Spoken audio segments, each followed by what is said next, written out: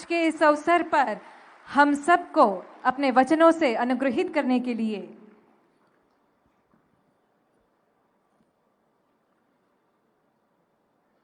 हिंदी में बोलायो એટલે હું પણ હિન્દીમાં જ બોલીશ।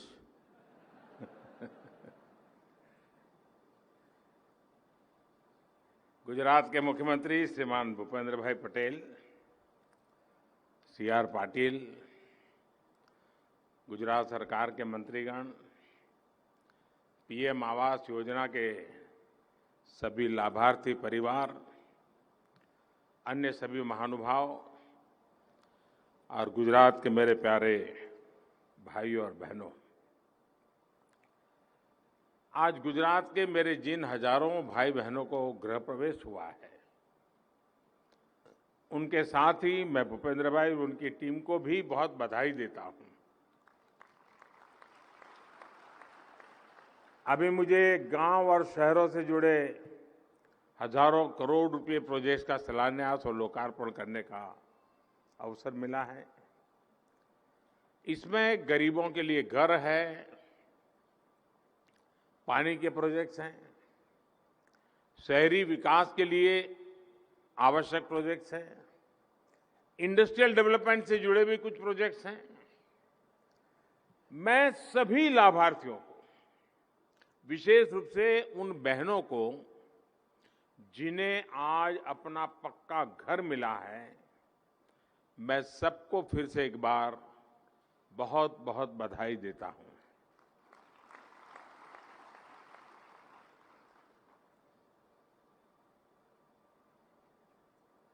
भाजपा के लिए देश का विकास ये कन्विक्शन है, कमिटमेंट है। हमारे लिए राष्ट्र निर्माण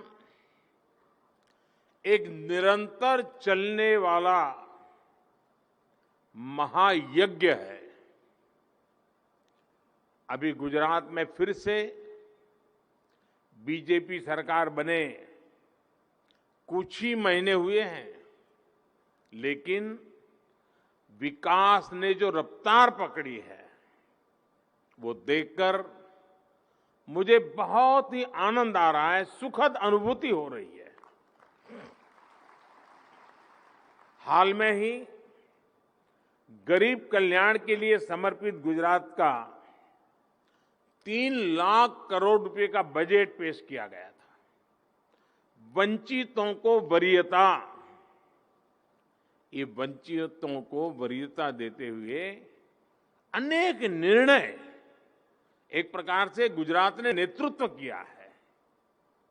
बीते कुछ महीनों में गुजरात के लगभग 25 लाख लाभार्थियों को आयुष्मान कार्ड दिए गए हैं। गुजरात की लगभग 2 लाख गर्भवती महिलाओं को प्रधानमंत्री मातृ वंदना योजना से मदद मिली है। इस दौरान गुजरात में 4 नए मेडिकल कॉलेज खुले हैं।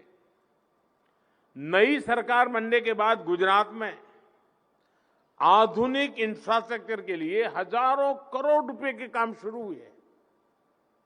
इनसे गुजरात के हजारों युवाओं के लिए रोजगार के नए अवसर बनने वाले हैं। ये दिखाता है कि गुजरात की डबल इंजन सरकार डबल गति से काम कर रही है। साथियों, बीते 9 वर्षों में पूरे देश में जो अभूतपूर्व परिवर्तन हुआ है, वो आज हर देशवासी अनुभव कर रहा है। एक समय था जब जीवन की मूलभूत सुविधाओं के लिए भी देश के लोगों को तरसाया गया।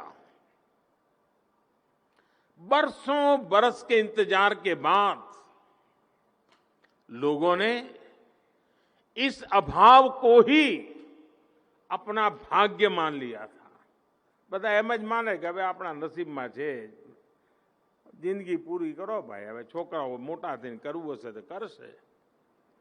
ऐसी निराशा ज्यादातर लोगों ने मान लिया था कि मैं झुग्गी झोपड़ी में पैदा होगा और आने वाली पीढ़ियां भी झुग्गी झोपड़ी में ही अपना जीवन पारित करेंगे। इस निराशा से देश अब बाहर निकल रहा है। आज हमारी सरकार हर अभाव को दूर करते हुए हर गरीब तक खुद पहुंचने का काम कर रही है। हम योजनाओं के 100% सैचुरेशन का प्रयास कर रहे हैं, यानी जिस योजना के जितने लाभार्थी हैं उन तक सरकार खुद जा रही है।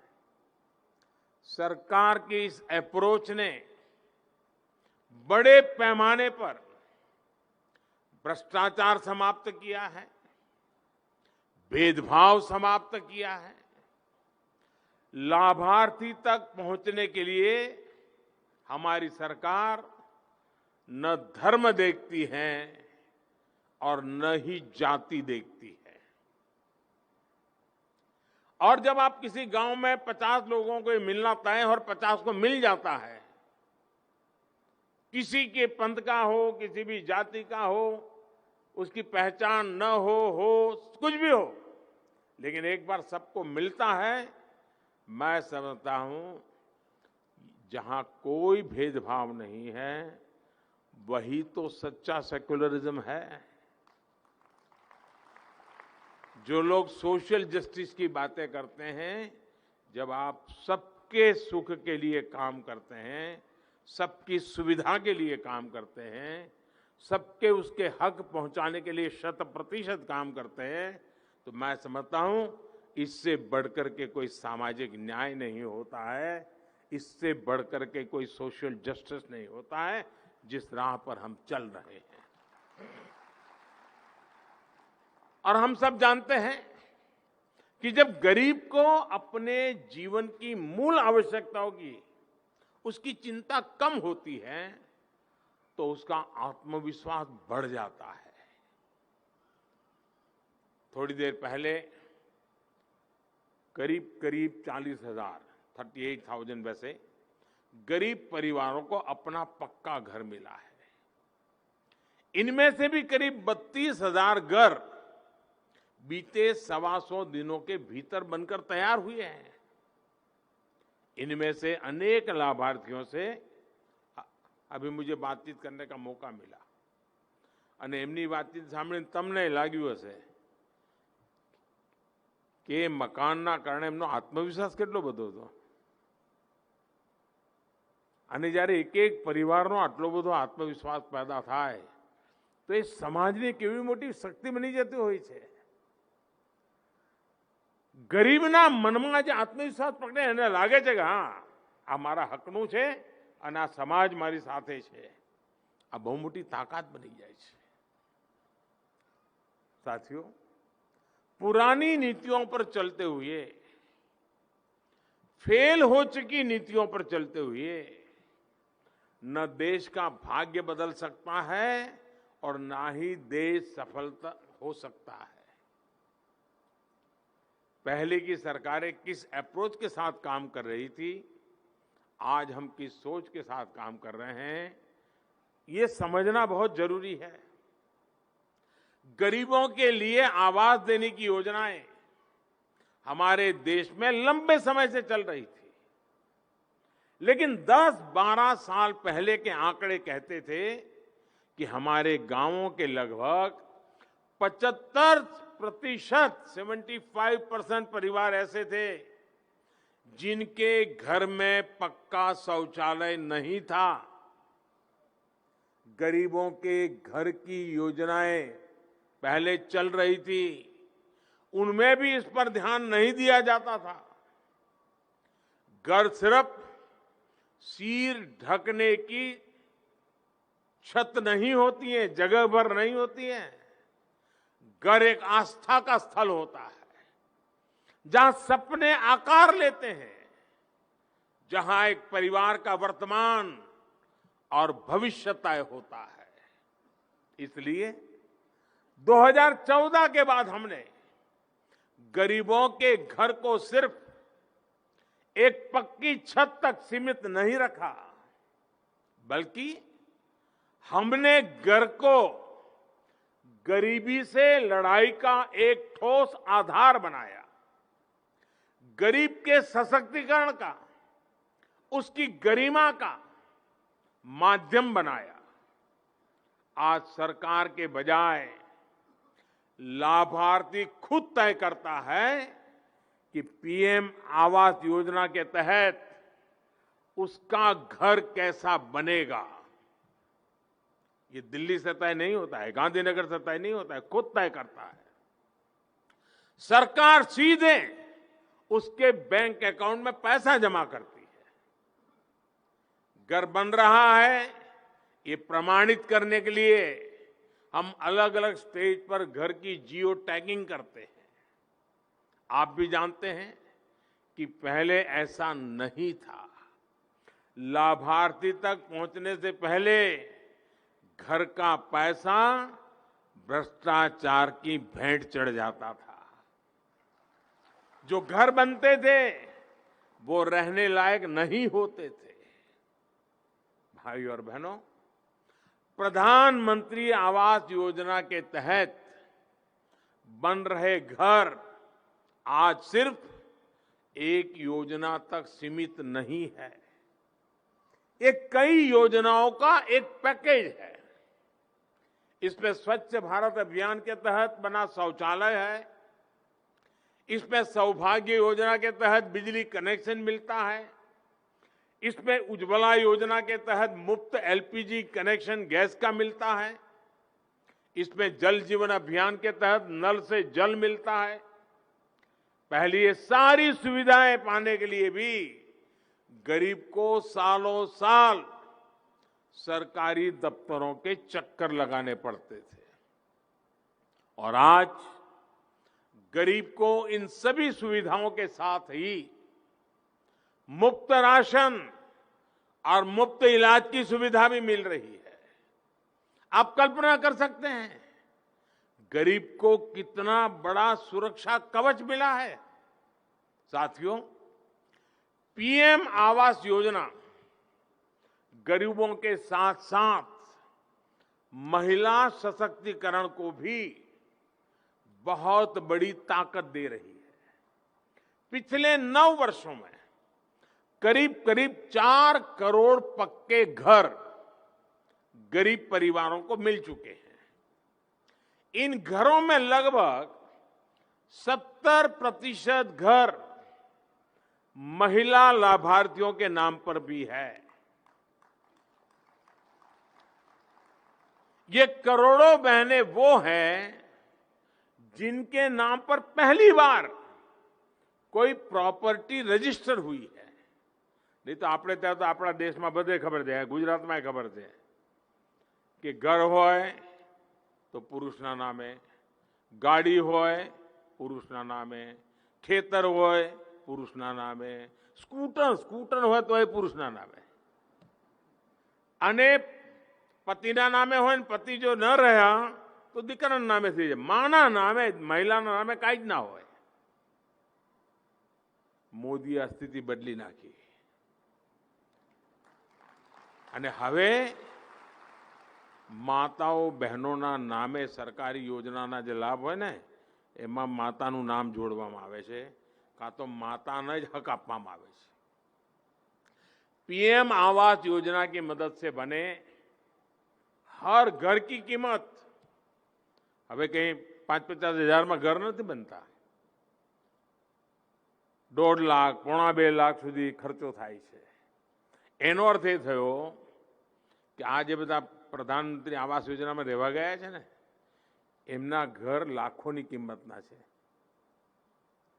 અને લાખોની કિંમતના ઘરના માલિક બન્યા। इसका मतलब ये हुआ कि ये करोड़ों करोड़ों महिलाएं लखपति बन गई है। और इसलिए ये मेरी लखपति दीदी हिंदुस्तान के हर कोने से मुझे आशीर्वाद देती है ताकि मैं उनके लिए ज्यादा काम कर सकूं। साथियों, देश में बढ़ते हुए शहरीकरण को देखते हुए बीजेपी सरकार भविष्य की चुनौतियों को ध्यान में रखते हुए भी काम कर रही है। हमने राजकोट में आधुनिक टेक्नोलॉजी का उपयोग करके 1000 से ज्यादा घर बनाए। ये घर कम कीमत में बहुत कम समय में तैयार किए गए और उतने ही ज्यादा सुरक्षित भी है। लाइट हाउस प्रोजेक्ट के तहत हमने देश के 6 शहरों में ये प्रयोग किया है। ऐसी टेक्नोलॉजी से आने वाले समय में और अधिक सस्ते और आधुनिक घर गरीबों को मिलने वाले हैं। साथियों, हमारी सरकार ने घरों से जुड़ी एक और चुनौती को दूर किया है। पहले रियल एस्टेट सेक्टर में मनमानी चलती थी, धोखेबाजी की शिकायतें आती थी, मध्यम वर्ग के परिवारों को सुरक्षा देने के लिए कोई कानून नहीं था। और ये जो बड़े बड़े बिल्डर योजनाएं लेकर के आते थे, इतने बढ़िया फोटो होते थे, घर में भी तय होता है यही मकान ले लेंगे, और जब देते थे तब कुछ दूसरा ही दे देते थे। लिखा हुआ एक होता था, देते थे दूसरा। हमने एक रेरा कानून बनाया। इससे मिडिल क्लास परिवारों को कानूनी सुरक्षा मिली है और पैसे देते समय जो डिजाइन दिखाई थी, अब उसको बनाने वालों को वैसा मकान बना के देना कंपलसरी है, वरना जेल में व्यवस्था रहती है। यही नहीं, हम मिडिल क्लास परिवार को भी घर बनाने के लिए पहली बार, आजादी के बाद पहली बार मिडिल क्लास को बैंक लोन के साथ ब्याज की मदद की व्यवस्था की गई है। गुजरात ने इससे भी बहुत अच्छा काम किया। क्षेत्र में गुजरात में मध्यम वर्ग के ऐसे 5 लाख परिवारों को 11,000 करोड़ रुपए की मदद देकर सरकार ने उनके जीवन का सपना पूरा किया है। साथियों, आज हम सभी मिलकर आजादी के अमृतकाल में विकसित भारत के निर्माण के लिए प्रयास कर रहे हैं। इन 25 वर्षों में हमारे शहर, विशेष रूप से टियर 2, टियर 3 शहर अर्थव्यवस्था को गति देंगे। गुजरात में भी ऐसे अनेक शहर हैं। इन शहरों की व्यवस्थाओं को भी भविष्य की चुनौतियों के हिसाब से तैयार किया जा रहा है। देश के 500 शहरों में बेसिक सुविधाओं को अमृत मिशन के तहत सुधारा जा रहा है। देश के 100 शहरों में जो स्मार्ट सुविधाएं विकसित हो रही है, वो भी उन्हें आधुनिक बना रही है।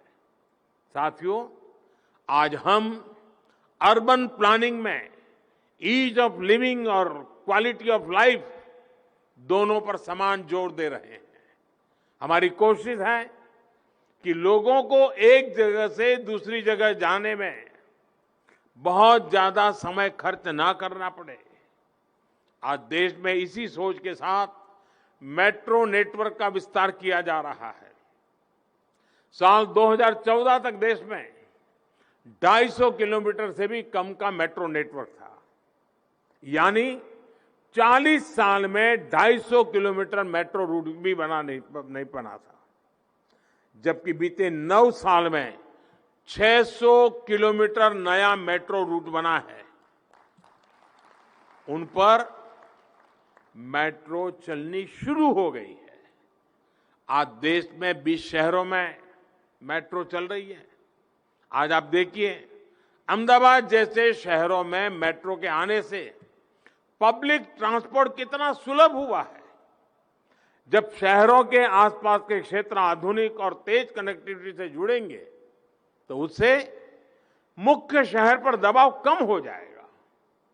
अहमदाबाद, गांधीनगर जैसे ट्विन सिटी आज वंदे भारत एक्सप्रेस जैसी ट्रेनों से भी जोड़े जा रहे हैं।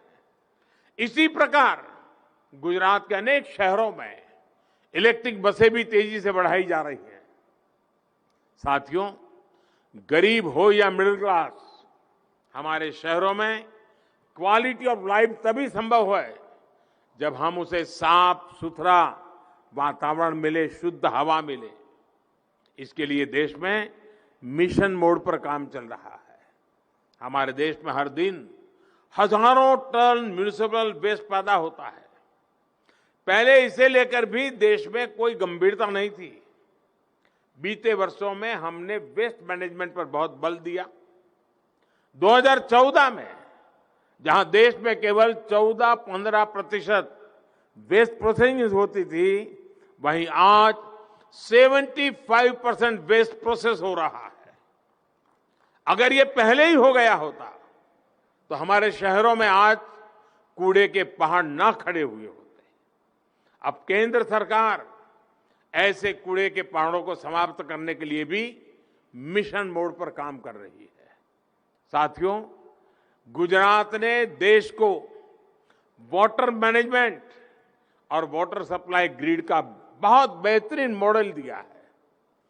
जब कोई 3000 किलोमीटर लंबी मुख्य पाइपलाइन और 2.25 लाख किलोमीटर से अधिक की डिस्ट्रीब्यूशन लाइनों के बारे में सुनता है तो उसे जल्दी विश्वास ही नहीं होता कि इतना बड़ा काम।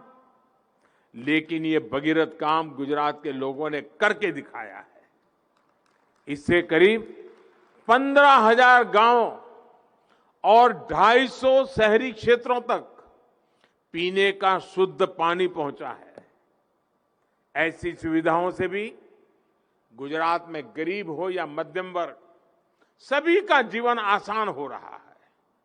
गुजरात की जनता ने जिस प्रकार अमृत सरोवर के निर्माण में भी अपनी भागीदारी सुनिश्चित की है, वो भी बहुत सराहनीय है। साथियों, विकास की इसी गति को हमें निरंतर बनाए रखना है। सबके प्रयास से ही अमृतकाल के हमारे हर संकल्प सिद्ध होंगे। अंत में फिर आप सभी को विकास कार्यों की मैं बहुत बहुत बधाई देता हूं। जिन परिवारों को अपना सपना सिद्ध हुआ है, घर मिला है, अब वो नए संकल्प लेकर के परिवार को आगे बढ़ने का सामर्थ्य जुटाएं। विकास की संभावनाएं अपरंपार है। आप भी उसके हकदार हैं और हमारा भी प्रयास है। आइए मिलकर के भारत को और तेज गति दें, गुजरात को और समृद्धि की तरफ ले जाएं। इसी भावना के साथ आप सबका बहुत बहुत धन्यवाद।